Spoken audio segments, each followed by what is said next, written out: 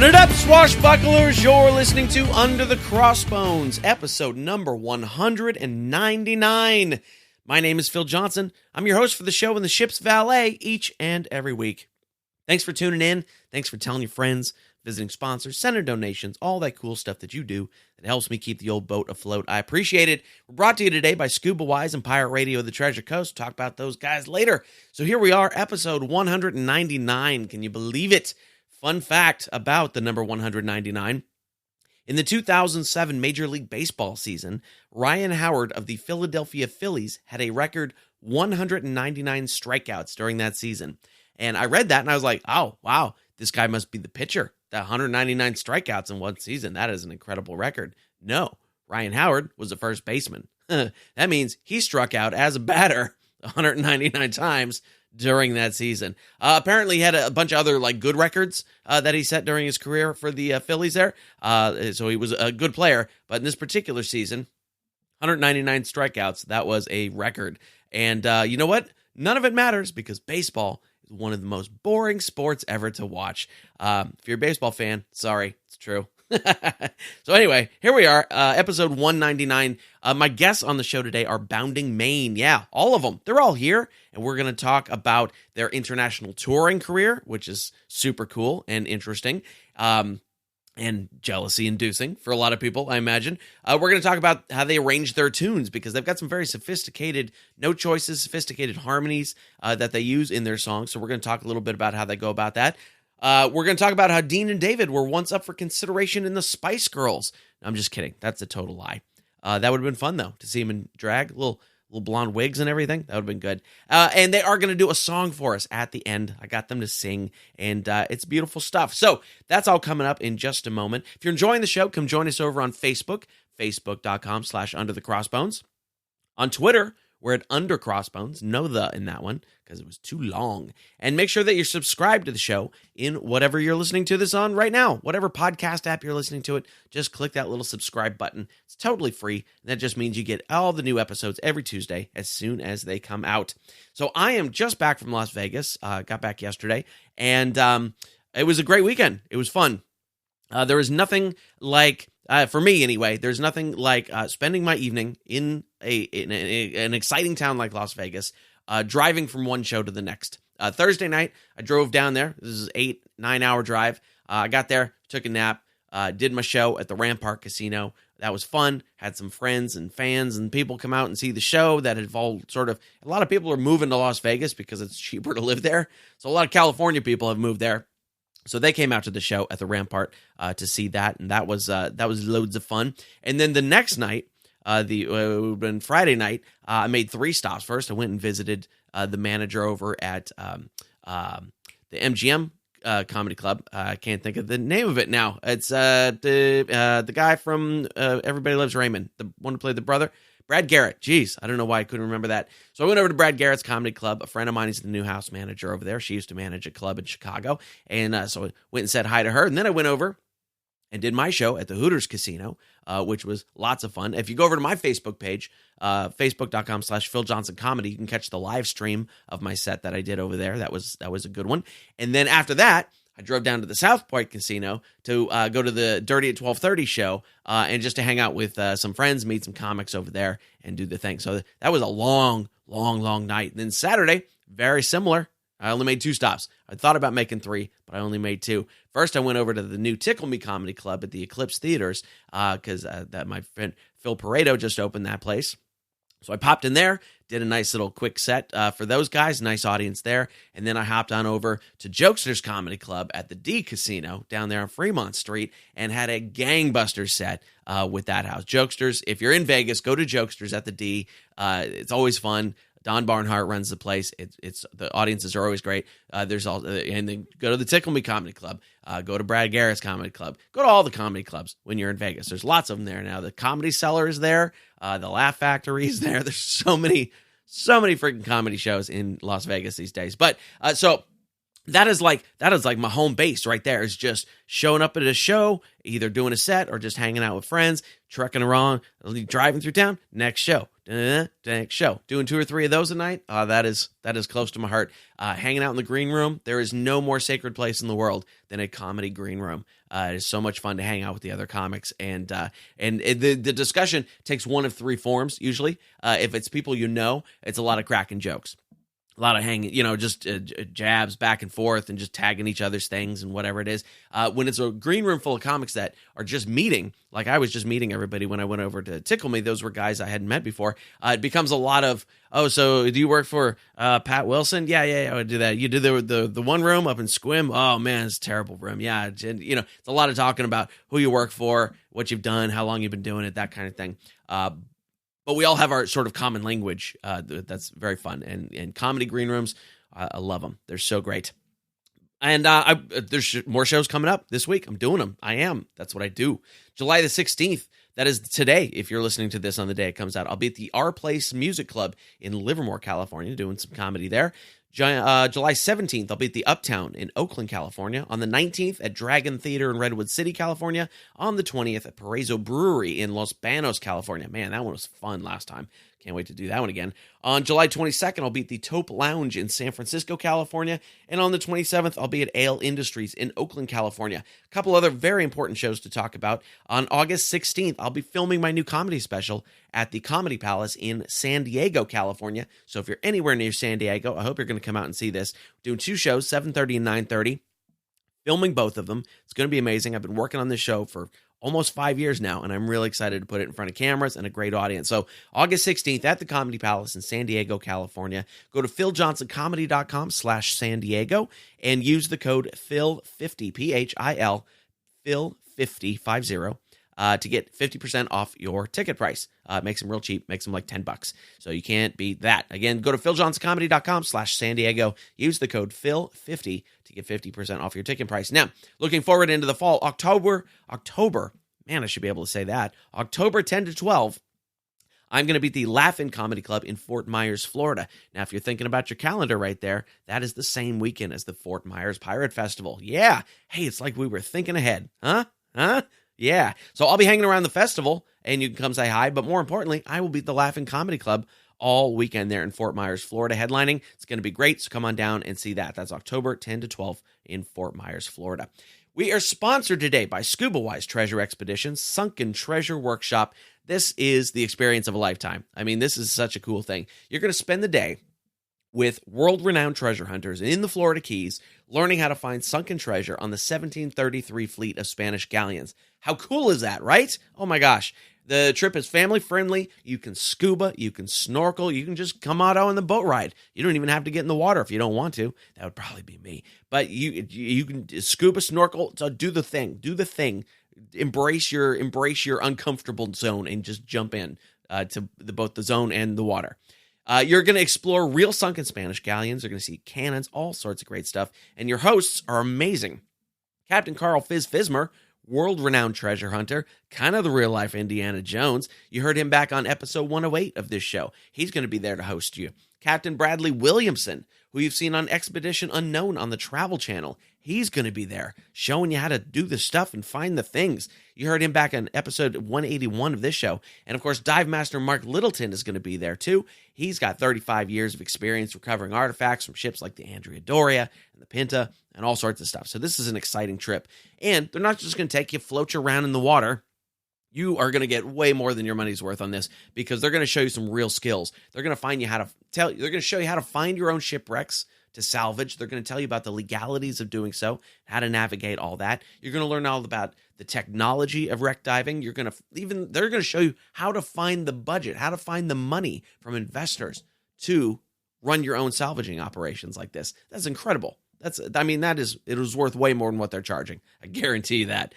You're going to get pictures of your trip included for free, a certificate of completion, new friends that'll last a lifetime. This is exciting stuff. Go check it out, underthecrossbones.com/scuba.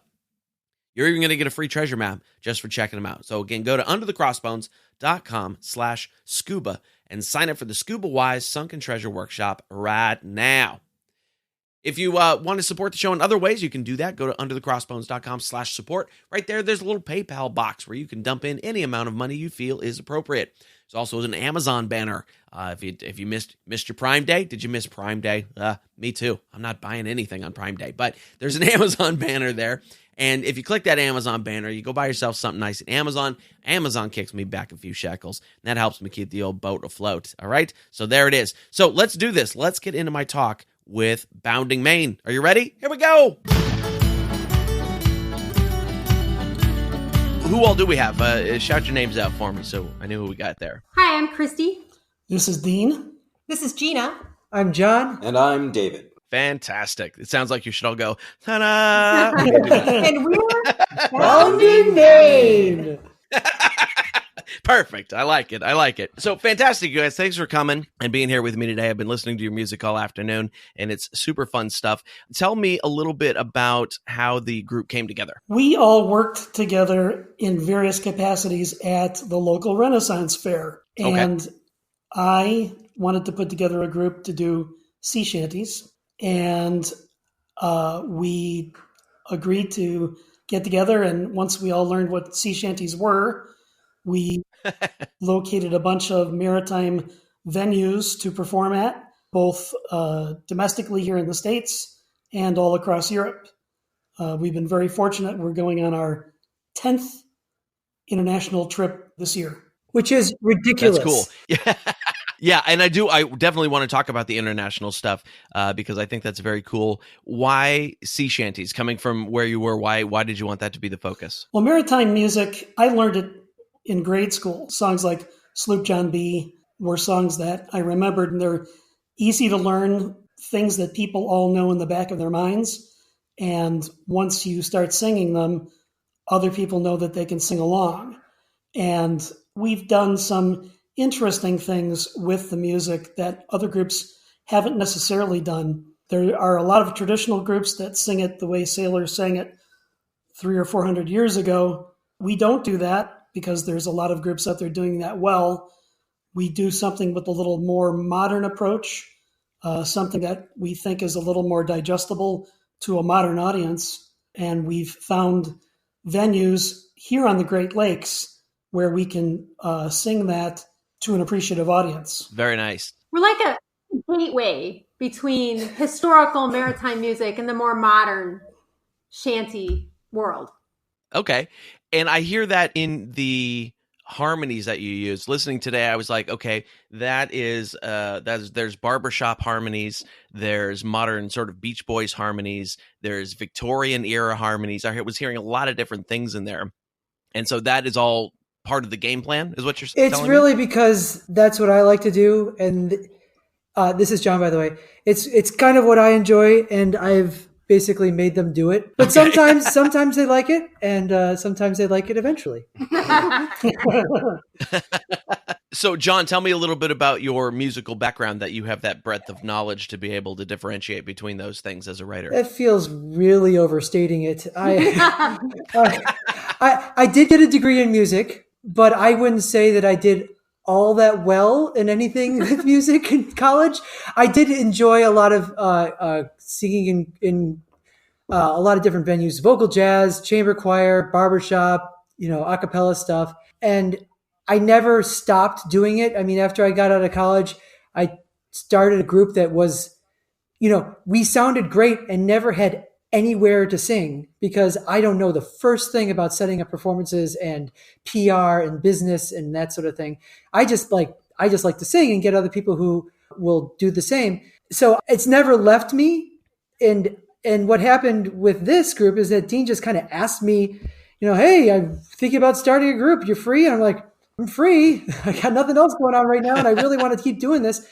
So we started in my living room, and I just kind of picked up what I had been doing my whole life, which is just kind of put as many notes in there as I possibly can. And so far it's worked out pretty well. I mean, some of our songs have as they say, no black dots. They're just intuited. We just kind of like sing it. It sounds good. Say, maybe change that note there. Perfect. Ready for a show. Sometimes it takes up to a year to get a song ready, but the point is never to try to, I mean, despite what they think, the point is never to try to just impress people or just do something super complicated. It's usually, it really often always is what we think is going to be great for the show and what's great for the audience. And if we ever do something that we think is really just self-indulgent musically, it doesn't last very long. Just we've let things go. Because, just because it sounded good in my head doesn't mean that they like it. So I know it takes me a long time to let those things go out of my act. I'm like, nah, I'm going to keep doing it and you're going to like it. No, you're not going to like it. All right. Well, maybe I won't. No, we're very self-correcting. when there's something that's awry, they'll say, John, stop doing that. And then after about 6 or 7 months, I do. So when you go into a new piece, do you go into it with a particular stylistic sound in your head where you go, I want this to sound more barbershop or more modern-y kind of thing or something like that? Or does it just kind of develop on the fly as you're working the piece? I think that we all contribute to the overall feel. With some very few exceptions, we come up with the song, we sing through it, we kind of talk about, how is it going to lay out? Are we going to have solos? Are we going to kind of alternate verses? And we just do it a few times, and sometimes in notable moments, someone sings a note. We're like, yes, that's the note, and then it works that way. So sometimes it's very organic, and I tend to think that those songs tend to be the most successful overall, anyway. Nice. So you guys sort of get together. Where does the first gig happen? How does that first gig come together? Well, why don't you say it, Gina? Way back in the day. So this is Gina. And, we actually have been very fortunate that some opportunities we seek out and some opportunities more often than not find us. So we've done early on, supported the release for one of the Pirates of the Caribbean movies because a local store was really promoting that and wanted to have some piratey type music there. So we showed up and did that. It was a video store. Yes, way back in the day. People would go and get a video for money. Yes. We've been around for a while. Yeah. Not as long. We don't, our recordings, the first ones came out on CD, not like some other groups that came out on 8-track. That's right. We're young. We're only 16. Very cool. Now you guys have 6 albums out right now, is if my counting is right? Yes, we have 5 individual CDs, and then we had a very special CD that we put together. We are very supportive of our military. So we had donated music to the Wounded Warriors Project. We've donated music to bring the music back to schools in New Orleans after Hurricane Katrina. We're very free to share our music out with folks who are doing good work. And we were very fortunate to be invited to a festival in Germany back in 2008. And we decided as long as we were there, we wanted to see if we could go visit the troops at the Landstuhl Regional Medical Center, which is the largest military hospital outside of the United States, and was very busy in 2008. So that is the only trip where we have actually sought funding from our fans and supporters so that we could both do the festival and then extend our trip and go to the other side of Germany and visit with our wounded warriors in the hospital, 2 air bases, the weather station, and then appear on the Armed Forces radio station while we were there. So that was a really important project for us. And the CD, Share the Shanties, was really the effort that we put together to fundraise to get us to the troops. And we had people here in the States write notes, handwritten notes that we included with every one of those CDs and handed out in the hospital, the air bases, everywhere that we met military. And we've continued that tradition to share the shanties with active duty and retired military that come to our shows. That's really fantastic. And it sounds like a lot of work that you put into that, which is admirable. I've sent CDs and things for packages for the military over the years. And I've gotten some really nice letters from people who are like, oh man, I listened to your songs. I was in the Army, and now they come to shows. That's really great. But I literally just sent them extra CDs that I had here in my office of my stuff. You guys did a ton of work in order to make that happen. That's really cool. We got one really fun request, which was from a Navy sailor stationed in Afghanistan who was marching through the desert playing this music and said, hey, Bounding Maine, can I rip a copy of this? And we said, absolutely not. And we sent him a case of CDs. Because if you're marching to sea shanties in the desert, we have to be a part of that. Right? I have to imagine that hearing about water at all while you're marching through the desert can't can't add to the experience at all. Well, it's amber waves of dunes. Yes, I suppose. So was that Germany trip, was that your first international tour? it was. And so tell me about how you guys were invited to the festival there. How did they discover you? So this is Christy. We were performing at the Chicago Maritime Festival, and there was a wonderful group of Dutchmen there who said, we think you should do this festival in Germany, and we will contact them and tell them about you. We were about 3 years old at the time. Yes. We were shocked. And Dean has always said, we're going to do shows in Europe. And I said, oh, that's so cute that you think that. And he was right. And once we did that first festival in Germany, then organizers from Poland found out about us, and we did the Polish festival in Poland. And then we ended up from there meeting people, and other people were exposed to our music. And so organizers started contacting us from France and the UK and all over the Netherlands and Canada. And it's just one thing has led to the next. We're very blessed. Yeah, that's very cool to be able to do that. Most groups that I've talked to, American groups anyway, that play the Pirate Fest and the Ren Fair scene, tend to be fairly happy with their little corner of the country and may not even travel out of the Northeast or the Midwest or wherever they happen to be located. Dean, why was it that you felt the need to go to Europe? Delusions of grandeur. Well, I like it. Phil, the fact is our focus is maritime, and maritime music is huge in Europe, Canada, Australia, and New Zealand. Very, very popular. And most of the historic or notable figures in the maritime music genre are from England or somewhere in Europe. So I knew that the principal scene was overseas, and I knew that's where, if we were going to be heard by the community, that would be where it would be. All right. Yeah. So a good marketing decision in that case. Well, and they ask us. So So this is Gina. We've been very fortunate that these guys have all found us. So while we may find places that we want to perform and things that we want to do here in the States, the European festivals all come and they find us. And sometimes our first exchange with them is, you do know that we're in the United States. We're the American group, right? Before you invite us over and figure out how you're going to fly all 5 of us over. And they always say, oh, yes, we know exactly who you are. Huh. That's fantastic. But we still love our local things. We love to do the maritime festivals and the maritime museums, and being on the Great Lakes, the tall ship festivals that come in. You know, we really enjoy being in a wide variety of different venues and house concerts and pubs. So we love the variety of people and experiences that we get to have being in this group. That's great. And yeah, that's a big part of performing in anything, is always the surprise of, I don't know, what are we in for tonight? Who knows? Yeah, that's kind of our bread and butter.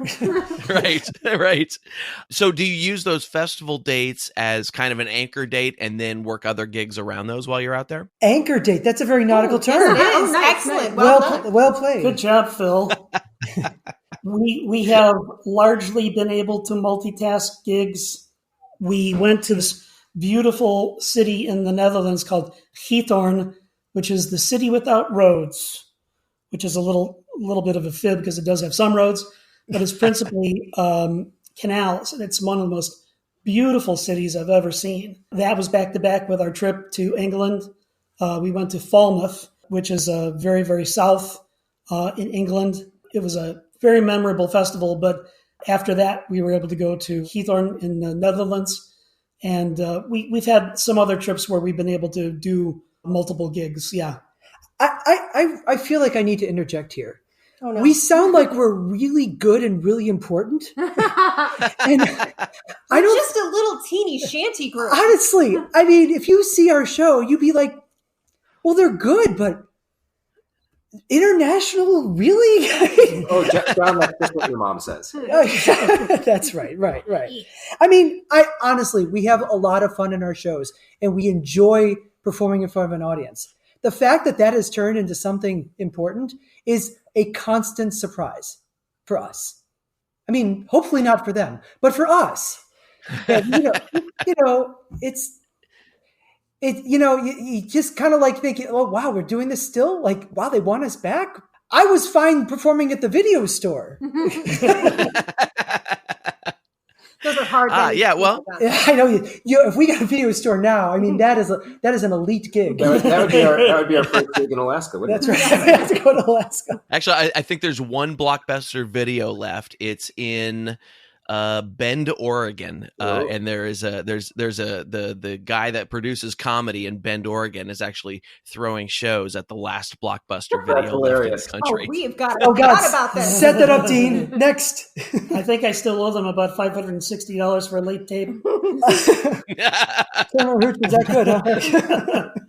Now, Bill, despite our own cautions about our abilities, I do want to say that in our trip to England, which was our first trip to an English-speaking country, Besides America. there's American. And while we were in England, the British Library asked to record us. So if you know the British Library, it's like our Library of Congress. Sure. So we are forever recorded, for better or for worse, in music history now, which is quite an honor. What was it that you recorded for them? Was it like a whole album worth of stuff or a live show? They snuck into our show and took the whole thing, including... They got our sound check, which we do as a song. And more importantly, this is Christy, they captured my jokes forever. Because people come from the music, but they really stay for my jokes. We have a number of fans that actually submit jokes to Christy to tell during shows, which gives Christy the wonderful out that if the audience doesn't like the joke, it's probably one of their fault. There Yes. you go. It's true. I Because can't. they're not good. I can't get away with that in my show. They expect me to write my own. Oh, no. So, Christy, tell me one of the jokes that maybe you don't use on stage anymore. Oh, no, you got to do them all. I have to do all the jokes? Yes, this is going to be 45 minutes long. You're going to love it. Why do mermaids wear seashells? Why do mermaids wear seashells? Because A shells and B shells aren't big enough. There you go. There you go. It's time for the Netflix comedy special. I only have one or two really good ones. The rest are just atrocious. So I shared one of the good ones with you. Well, you take them out to the open mics, you workshop them, you keep going, you keep writing. Very nice. Very nice. So what is coming up in the near future for you guys? Where are you going to be? Are you working on a new album? Anything like that? We're always adding new songs, and we've been working on a new song for a while now. It's been complicated, but we're developing it. Christy keeps our calendar, and she's got it open in front of us, and she's about to tell us what we're doing next. So we have a few things coming up. One of the exciting things is we'll be in Green Bay for the Green Bay Tall Ship Festival. So if people in the area have never been to a Tall Ship Festival, check your calendars. They come through every couple years. And so we'll be there entertaining. And then shortly after that, we head to France to a festival called, David? Pempole. And this festival is amazing. They have... About 120,000 people. Yeah, it's crazy. Wow. Yes, these festivals overseas are huge. So those are our two big main things that are coming up in the near future, as well as some things like a retirement ceremony for a Navy officer who's asked us to come and sing the national anthem for him. And The same naval officer who is walking through Afghanistan. Yes. As a matter of fact. Interesting. That's very cool. Very cool. Where is a good place online for people to keep up with what you're doing? www.boundingmain.com. Easy enough. Easy enough. On Facebook, you said? Yep. And just check us out great. under Bounding Main. Good. I will. I'll make sure that all that is in the show notes. Since you're all there and have a mic in front of you, I don't suppose you'd want to sing a little something for us. Sure. We could do Mingle. What do you want to try? Clipper? Gangster rap. A little wham? Want to do a little wham? What can we do? Mingle. Mingle? Mingle. Sure. This is the first song we ever learned. Together. Great. Together, yes. Roll Your Boat is not a genre. All right, there we go. Do you want the whole song or just part of it? Whatever you guys would like to do is fine. Oh, what should we do? We can do... We can do it. He can always cut it. He can always cut That's right. There you go.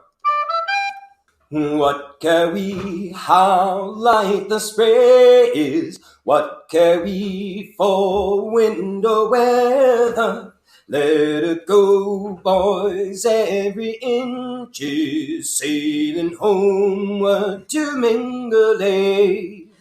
Heel your ho, boys, let it go, boys. Heave her head round into the weather.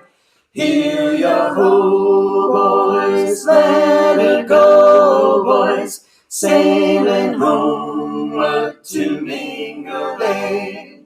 Clap your eyes on the sun horizon. Gulls and doves fill the sky with feather. Colors, boys, for the horizon. We'll be home soon in Mingulay. Heel your ho, boys, let it go, boys. Heave her head round into the weather. Heel your ho, boys, let it go, boys. Sailing homeward to Mingulay. Wives are waiting on the bank, looking seaward from the heather. Pull around, boys, then you'll anchor ere the sun sets on Mingulay. Heel your ho, boys, let it go, boys. Heave her head round into the weather. Heel your ho, boys, let it go, boys. Sailing homeward to Mingulay. Wives are waiting by the harbor.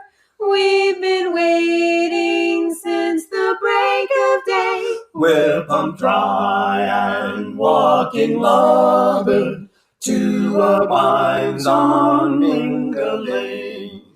Heel your ho, boys, let it go, boys. Heave her head round into the weather. Heel your ho, boys, let it go, boys. Sailing homeward to Mingulay. What care we how light the spray? What care we for gold or weather? That it's over, turn the hedges, sailing homeward to Mingulay. And leave the sunsets on Mingulay. Heel your ho, boys, let it go, boys. Heave her head round into the weather. Heel your ho, boys, let it go, boys. Sailing homeward to Mingulay. Sailing homeward to Mingulay. Beautiful. That was fantastic. I was just sitting here with my eyes closed, just listening the whole time. Some very sophisticated harmony and note choices in there in a few of those parts. I was really, really enjoying that. Thank you so much. You're welcome. Cool. Is there anything I forgot to ask you guys that you want everybody to know about? Well, we would be remiss if we didn't mention that we really like the Jolly Rogers. Despite their grotesque height. Yeah, right. Really, anybody above 5'7", there's something wrong with them. We only bring them up because they mentioned us in their podcast or their interview, so we have to make sure that contractual obligations and all. And we adore them. Yes, we really, really, really do. In a broader sense, doing this has given us so many rewards over the years, but some of them have been to meet people that also do this. Sure. It's been how many years has it been since we met the Jolly Rogers? But I mean, they don't do exactly what we do, but we really enjoy performing with them. We enjoy communicating with them in every channel we can. We enjoy watching their shows and trying to make them laugh. There's lots of things that we enjoy about them, and many other groups as well. We've been so lucky. This music is so inclusive. That's what's really wonderful about shanties, is they're designed to be sung together. And it doesn't really matter how good you are. And if you know all the words, if you kind of catch it and you can jump in, that's the best part of our show, is when we can stop singing and our crew carries on for us. It's just a really magical thing. I agree. Totally. Thank you. And thank you for your time tonight. I really appreciate it. Thank you. Well, thank you, Phil. And always remember, Keep your mouth wet, your pants dry, and always remember where you're docked. Ahoy! We are ridiculous. And there it is, friends. That is my talk with Bounding Maine. And they are not ridiculous. They are awesome. That's what I say. That was fantastic. It was so great. Just listening to him live. I was sitting here with in my studio here with my headphones on, just listening to him. So great. If you want to find out more about what they are doing, go over to boundingmaine.com. Very, very simple. Boundingmaine.com. You can also find them on Facebook. Did you hear something you liked, something you wanted to chime in on, something you wanted to add your 2 cents to? You can do that. Come on over to Facebook. There'll be a thread about this episode. Facebook.com/underthecrossbones. And, of course, all the show notes will be at underthecrossbones.com/199. Man, 199 episodes. Amazing. Next week, 200. Yeesh. We're sponsored today, of course, by Pirate Radio of the Treasure Coast. They've been sponsoring us since early on. WKKC-DB, playing the best music of today's hits and yesterday's classics. And you can hear Under the Crossbones every Wednesday at 10 p.m. on there. So go check that out at pirateradioofthetreasurecoast.com. And don't forget to download their app, Pirate Radio WKKC-DB, in your favorite app store. You can also ask Alexa or Google to just play it for you. Go, hey, Alexa, play Pirate Radio of the Treasure Coast, and it'll kick it up for you, just like that. It's super duper easy. Find out more and tune in. Listen at pirateradioofthetreasurecoast.com. And again, you can hear Under the Crossbones on there every Wednesday at 10 p.m. They've made some changes over there, by the way. So if you were used to having the separate music and talk stations, that's not a thing anymore. They moved streamers and all sorts of stuff. So there's a bunch of back-end stuff that changed, but nothing you do should have changed all that much. All right. But just so you know, they're making some changes over there, all for the better. Got an ebook for you as well. Pirates of Panama or Buccaneers of America by Alexander Squemelin. Whichever title you prefer, it's out there under both. This is a book that was originally published in 1678. Alexander Squemelin was a doctor who ended up on ships with guys like Henry Morgan. Yeah, wrote about his firsthand accounts, his adventures on said ships, and put that book out in 1678. And it's been reprinted many, many a time since then. And it's interesting stuff. If you haven't read it yet and you're a pirate fan, you definitely need to read it. I've got a free ebook copy for you. Very easy. Go to underthecrossbones.com, click on the free ebook button, and you can get it right there. Super duper easy. That's the way we like to do it around here. And that is our show for today. Thank you so much for tuning in. Again, I hope you enjoyed my talk with Bounding Maine there. And of course, you can find out more about them at boundingmaine.com. Coming up next week, episode 200. Who's on it? You're just going to have to listen to find out. I've got a surprise guest for you. Somebody who's been requested many, many a time, and I think you're going to really enjoy it. We had a great talk when we recorded it, and so that's going to be episode 200 coming up. I will also have some important information for you next week. So when you listen to next week's show, make sure that you listen to the beginning of the show. If you normally just fast forward through my jabbering, don't fast forward through my jabbering next week, because I've got some important stuff to tell you, okay? So we're going to do that. And again, go check out Bounding Maine, boundingmaine.com, and show notes for this episode at underthecrossbones.com/199. I'll see you next week.